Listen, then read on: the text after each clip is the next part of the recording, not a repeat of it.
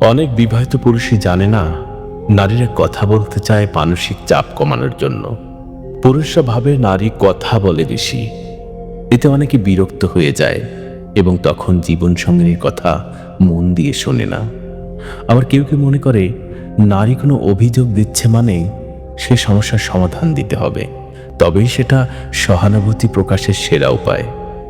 কিন্তু অনেক সময় নারীরা কোনো সমাধান চায় না, শুধু অনুভূতি ভাগাভাগি করতে চায়, বরং সমাধান দিতে গেলে হিতে বিপরীত হয়ে যায়।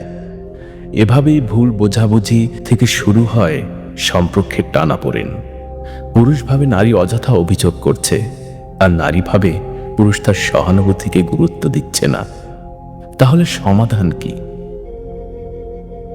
পুরুষকে বোঝা দরকার সব কথা শুধু সমাধানের জন্য নয়, অনুভূতি বোঝার জন্য শোনা দরকার। শুধু বলুন, হ্যাঁ বুঝতে পেরেছি, এটা আসলে কঠিন। অনেক সময় এটুকুই যথেষ্ট।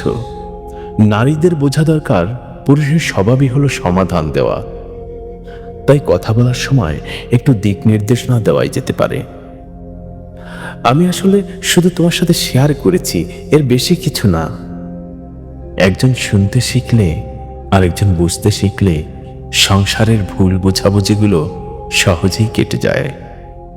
কারণ সম্পর্ক টিকে থাকে বোঝাপড়ার উপর, বিতর্কের উপর নয়।